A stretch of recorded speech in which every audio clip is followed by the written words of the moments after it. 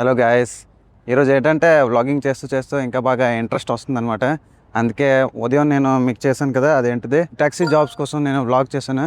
ఇప్పుడు సాయంత్రం నాకు ఇంకా టైం ఉందన్నమాట. ఇప్పుడు నేను ఏంటంటే మీకు అసలు దుబాయ్లో డ్రైవింగ్ లైసెన్స్ ఎలా తెచ్చుకోవాలో అది నేను మీకు చెప్తానమాట.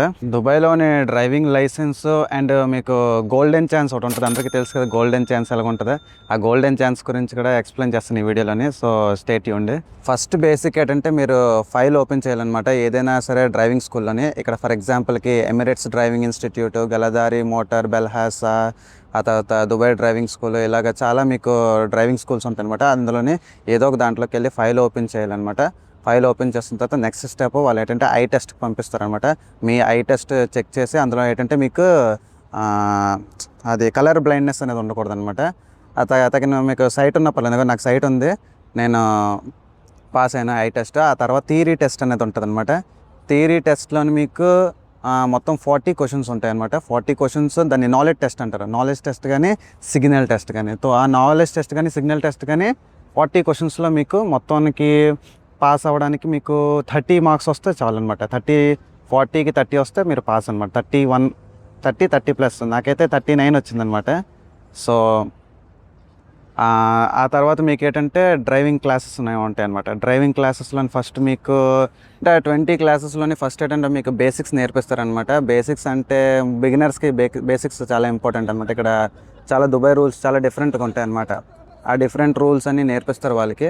మీకు ఇండియాలో కానీ 5 years ఎక్స్పీరియన్స్ ఉన్న లైసెన్స్ ఉంటే మాత్రం మీకు అందులోనే 10 క్లాసెస్ తగ్గిపోతాయి అనమాట. మీరు 20 క్లాసెస్ అటెండ్ అవ్వాల్సిన అవసరం లేదు. అది ఆ క్లాసులన్నీ అయిపోయిన తర్వాత మీకు ఇనీషియల్ డ్రైవింగ్ అసెస్మెంట్ టెస్ట్ అనేది ఉంటుంది అనమాట. అది స్కూల్ వాళ్ళే పెడతారు. అది పాస్ అయిన తర్వాత మీకు స్కూల్లోనే మళ్ళీ మీకు పార్కింగ్ టెస్ట్ అనేది ఒకటి పెడతారనమాట. అందులో మీకు ఆ పార్కింగ్ టెస్ట్లో 60 degree యాంగిల్ పార్కింగ్, ఆ తర్వాత 90 degree గరాజ్ పార్కింగ్, ఆ తర్వాత ప్యారలల్ పార్కింగ్, ఆ తర్వాత స్లోప్ టెస్ట్ అని ఒకటి ఉంటుంది, ఆ తర్వాత స్పీడ్ ఎమర్జెన్సీ బ్రేకింగ్ టెస్ట్ అని ఒకటి ఉంటుంది. ఈ 5 టెస్ట్ వాళ్ళు టెస్ట్ పెడతారనమాట. ఇవన్నీ పాస్ అయిన తర్వాత అప్పుడు మీకు ఆర్టీఏకి పంపిస్తారు. అప్పుడు అంటే ఆర్టీఏ అంటే గవర్నమెంట్ వాళ్ళు మీకు టెస్ట్ చేస్తారు. స్కూల్లో పాస్ అయిన తర్వాత ఫైనల్ టెస్ట్కి గవర్నమెంట్ వాళ్ళు చేస్తారనమాట. వాళ్ళు ఏంటంటే వాళ్ళు కూడా ఫస్ట్ పార్కింగ్ టెస్ట్ చేస్తారనమాట ఆర్టీఏ. ఆ తర్వాత ఫైనల్ రోడ్ టెస్ట్. పక్కన ఇన్స్పెక్టర్ ఉంటాడు అనమాట. మనకి చెప్తారు రైట్ వెళ్ళు, లెఫ్ట్ వెళ్ళు, రైట్ అంటే వాళ్ళు చెప్పినట్టు మనం ఏంటంటే ఫాలో అవ్వాలన్నమాట. వాళ్ళు చెక్ చేస్తారు ఇవన్నీ వీళ్ళు రూల్స్ కరెక్ట్గా ఫాలో అవుతున్నాడా లేదా అనేసి. ఫాలో అవ్వలేదంటే ఫెయిల్డ్. మీకు గోల్డెన్ ఛాన్స్ గురించి ఎక్స్ప్లెయిన్ చేస్తాను. అందులో ఏంటంటే మీకు డైరెక్ట్గా మీకు రోడ్ టెస్ట్ ఉంటుంది అనమాట ఇన్స్పెక్టర్ తోటే. మీరు కానీ ఆ టెస్ట్ పాస్ అయిపోతే మీకు లైసెన్స్ వచ్చేస్తుంది అనమాట. కానీ ఒకవేళ అది ఫెయిల్డ్ అయ్యారా మీరు మళ్ళీ ఫస్ట్ నుంచి అన్నీ చేయవలసి ఉంటుంది అనమాట. మీరు గోల్డెన్ ఛాన్స్కి 2200 dirhams వరకు ఖర్చు ఉంటుంది అనమాట. నేను బిగినర్ అనమాట. నాకు ఇండియాలో లైసెన్స్ ఉంది. ఇండియాలో మీకు తెలుసు కదా ఎలాగోలా పాస్ అయిపోతాం. అంటే ఇప్పుడు అది పాస్ అయిపోయాను, కానీ ఇక్కడికి వచ్చిన తర్వాత మళ్ళీ ఎందుకులే అని చెప్పేసి నేను మొత్తం 8500 dirhams నాకు ఖర్చు అయిందనమాట. అది నేను ఇన్స్టాల్మెంట్లో పేమెంట్ చేశాను. 8500 dirhams ఆటోమేటిక్. అయితే నేను 3 సార్లు ఫెయిల్ అయ్యాను. నా సజెషన్ ఏంటంటే మీకు డౌట్ ఉంటే మాత్రం మీరు అన్లిమిటెడ్ క్లాసెస్ అని ఒకటి ఉంటుంది అనమాట. మీరు ఎన్నిసార్లు ఫెయిల్ అయినా సరే డ్రైవింగ్ లైసెన్స్ వచ్చేంత వరకు మీకు మీరు ఎన్నిసార్లు అయినా సరే అటెంప్ట్ చేస్తూనే ఉండొచ్చు అనమాట, ఫ్రీ అనమాట.